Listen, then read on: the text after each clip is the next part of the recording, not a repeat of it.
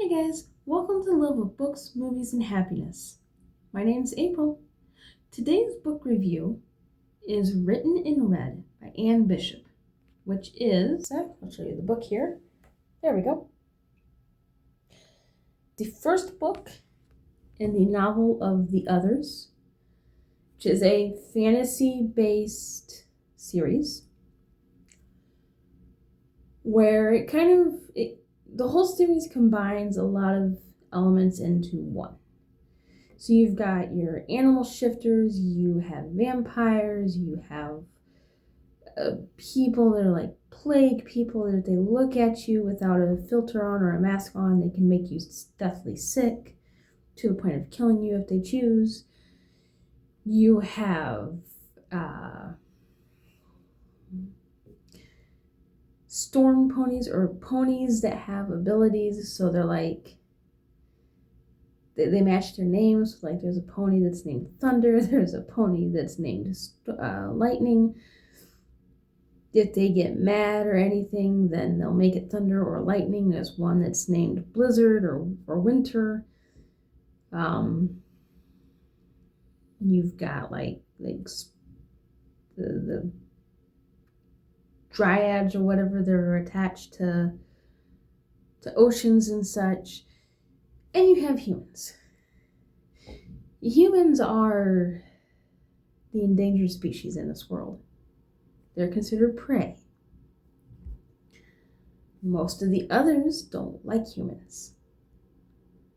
They consider them just a problem, essentially, something that they don't necessarily really interact with them too much. Just like a lot of humans don't like the others because they recognize that they're a threat to themselves. So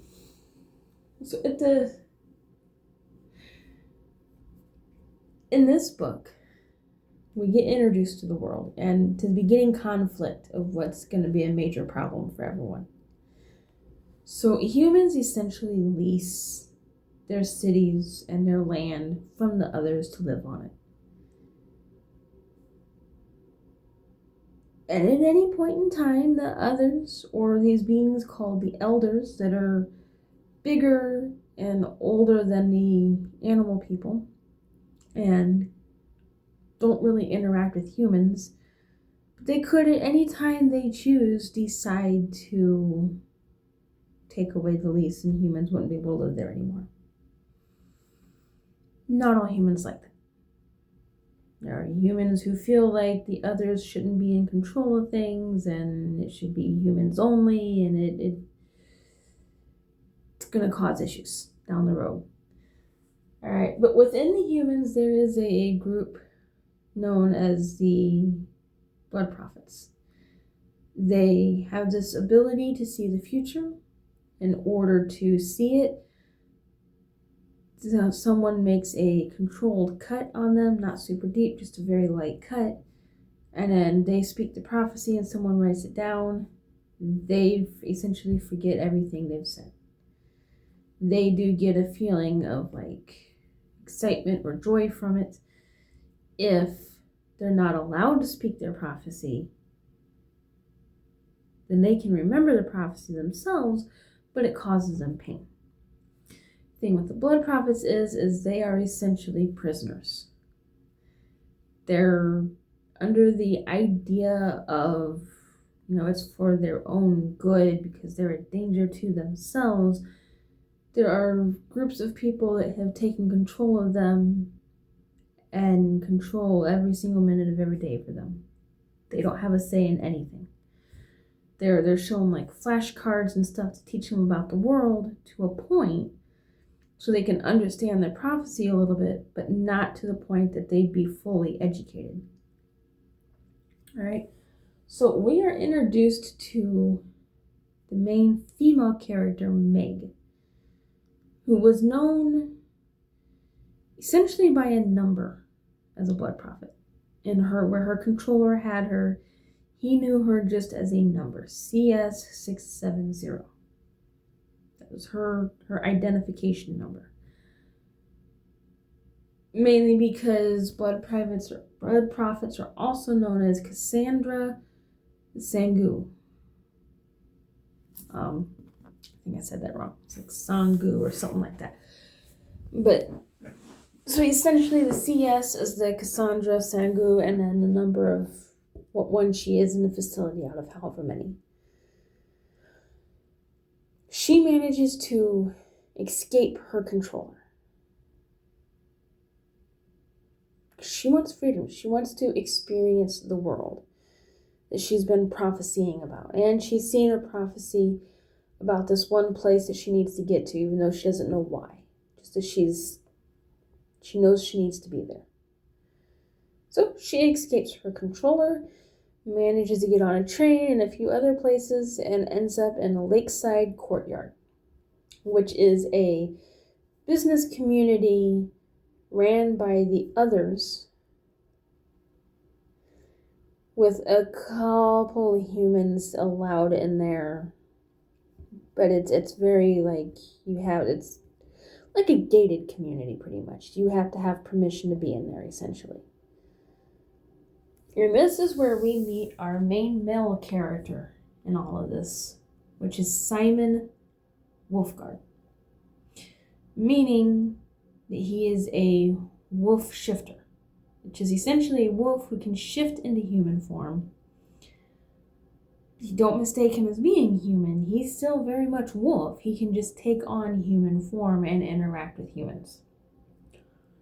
Same with there's bear shifters, there's crow guards, which are crow shifters. They can all take on the form of a human, but they have their main animal form. And Simon runs a bookshop and has a sign up saying that he's looking for a human liaison to kind of help interact with the humans better and to help do the mail room and sort everything out, that kind of thing. Well, Meg comes in the middle of winter and night, right before they close the store for the night, and applies for the job. She can't explain where she came from. She's just like, I'm here for the job. I don't know what I'm doing, but I'll figure it out. And despite his original thought process, he agrees to it. He's like, yeah, sure, we'll give you a shot, So they get her a room so she has her own place, and now she has a job. And she can start to learn about the world. Simon knows there's something about her that's odd. She's an adult human, but at the same time, he can tell there's something about her that's just a little bit different. So he's curious about her. He's really curious. He's trying to figure out A, what it is about her that has his interest, and then B, he figures out that she's running for something, so he's trying to figure out exactly what she's running from. Alright, so for written in red, the conflict, right? So her thing is, now she's in this courtyard. She's starting to sort the mail. She meets the ponies, like Thunder and Lightning and Winter. Finds out that they all take packages to different areas. And then there's a little box truck she can take to deliver other packages that they can't take. So once she starts figuring out her job, she hops in the truck and starts dropping off packages. Mind you, she's never driven before. So she's essentially just teaching herself to drive as she goes. But she manages, while dropping off packages, to make friends with some of the vampires. Because they have some packages, and she doesn't want to leave them just out in the snow. So she's asking them, where can I put these? Because I don't want to just leave them in the snow and have them get ruined. And gets invited into an area that not even a lot of the animal shifters go, which is the vampire's home. and headquarters. She's never really, she's managing to be allowed into a spot that no one else gets to go into. And ends up striking up a conversation with the head vampire in charge before continuing on her way to drop off other packages and kind of start to learn the area and meet people. And she does this for like a week, ends up making friends among a lot of them because of her personality. It's a very sweet, curious personality where she's friendly and she's interested in everyone and trying to understand everyone, but she's not a threat to them. And for a lot of them, they know that there's something different about her, but they also feel like, to their senses, she doesn't feel like other humans. Because humans feel like prey to everyone. But she does not. She's what they're considering not prey. So within like the first week, she's already making friends, and they know she's not prey, so they're curious about her and quickly become fairly protective of her at the same time. She plays it safe for a little bit because there is the whole, she doesn't know how anyone's going to react when they find out that if she cuts herself, she gives a prophecy. She doesn't want to go back to the controller. And she's enjoying being free. She's getting to experience stuff she's never experienced before. She's learning how to clean. She's learning how to cook. She's learning how to drive, and she's making friends, and she's finally not being told what to do all the time. Unfortunately, the controller is not thrilled to have lost her. So he's sending out a manhunt trying to find her, which comes back to, Simon gets word that, hey, there's this person that's being searched for. It's being put down that she's a thief and that she supposedly stole something from them, and they want to get her back so they can get back the stolen property. So Simon ends up talking to her about it. And she finally tells him. And she's like, I didn't steal anything other than the fact that this is what I do.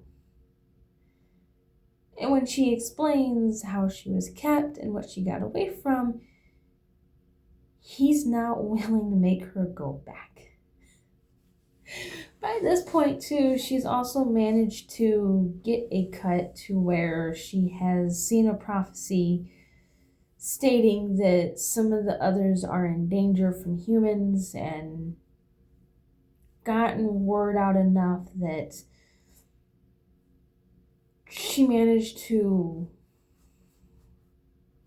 prevent a tragedy, essentially.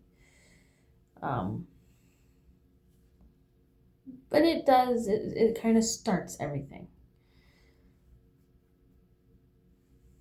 It is, sorry, I have a bug bite or something that's going to drive me nuts here. There we go.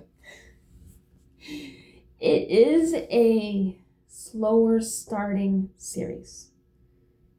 It's not one that's going to be like, from the very first page, you get introduced to it and then the action starts and just bang, bang, bang. It is very much you get introduced to everything, you kind of meet the people, you do the day-to-day, and then the action is slowly introduced. But there's nothing wrong with that because it is not a boring story at all.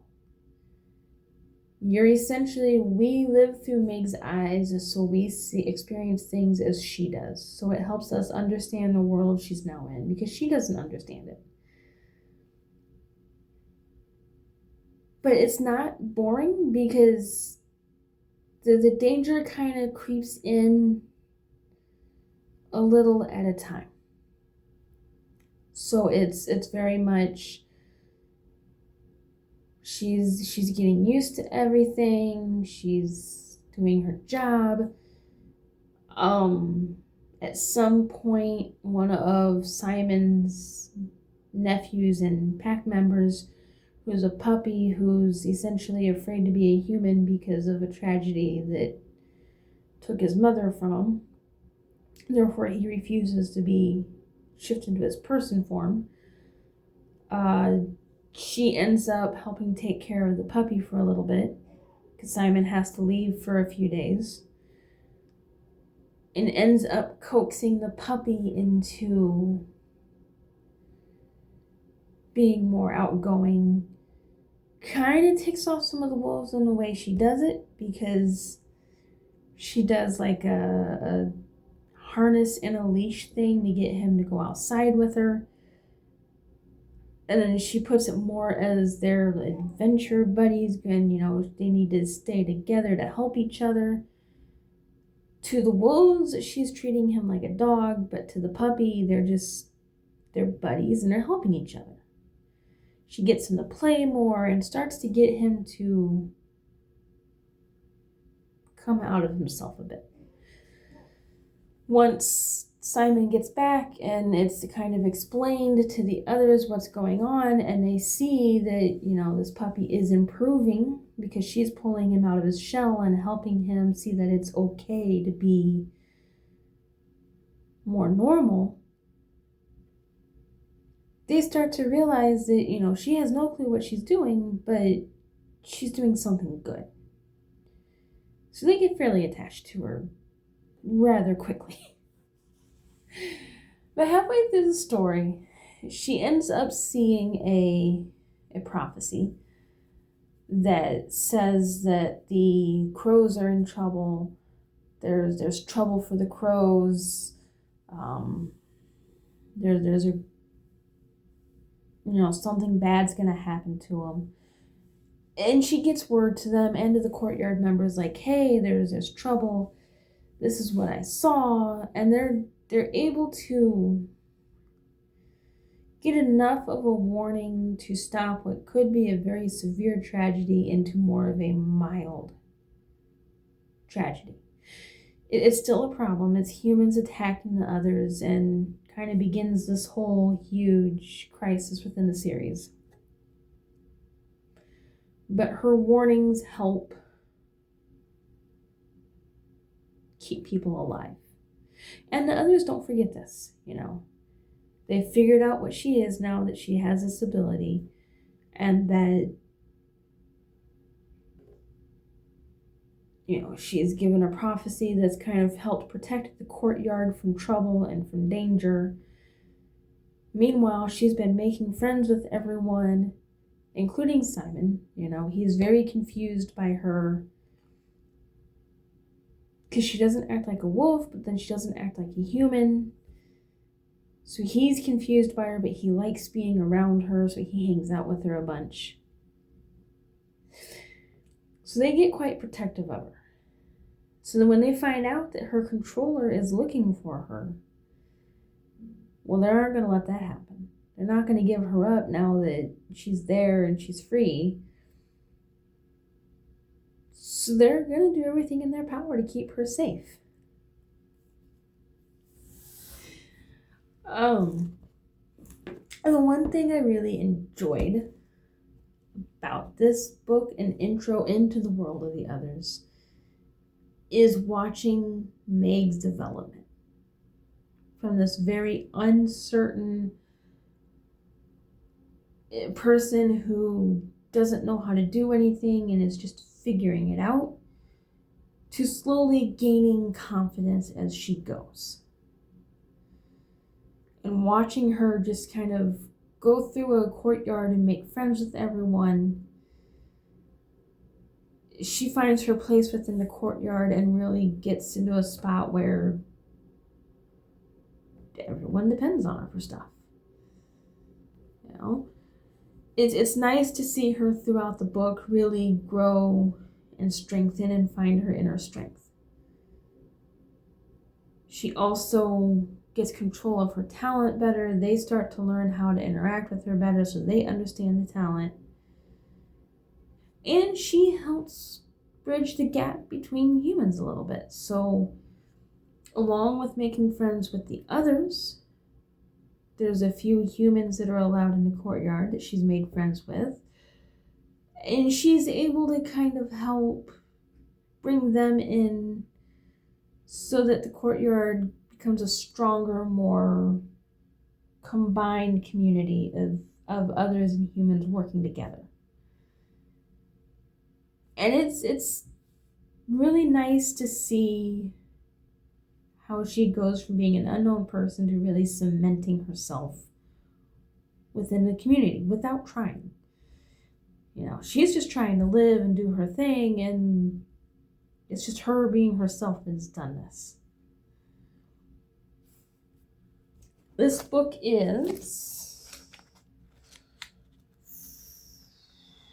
32 chapters, 400 and, I'll tell you in a second here. So 487 pages, 32 chapters.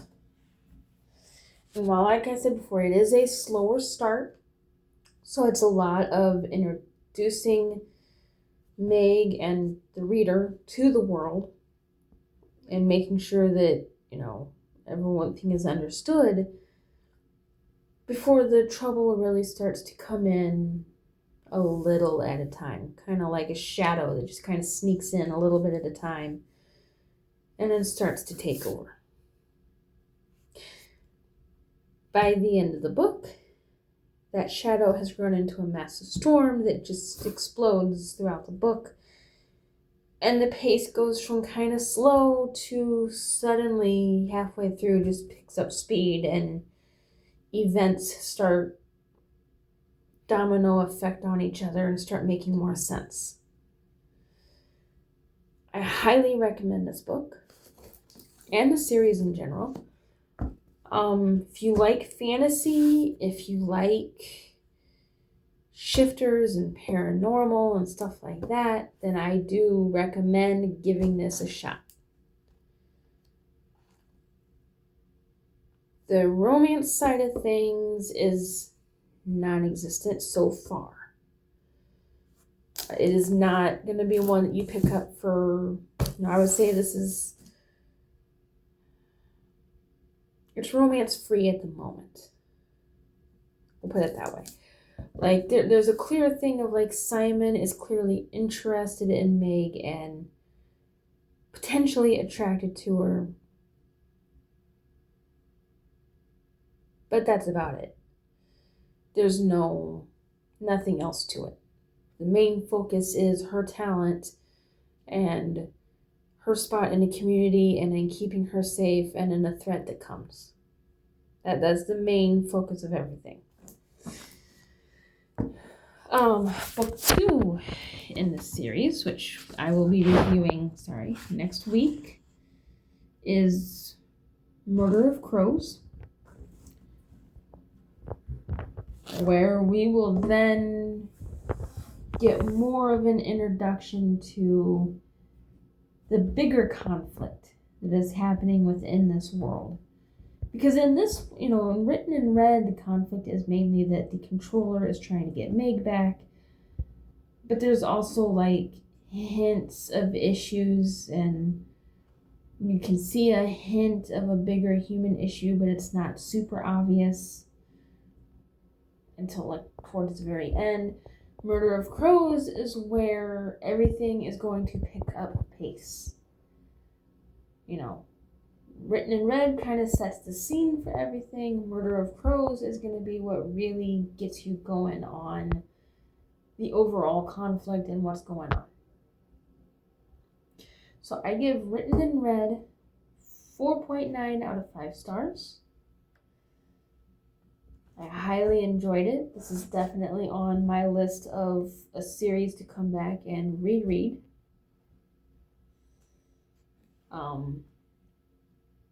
Once I finish the series, and then can give it a break and then come back and read it again, essentially.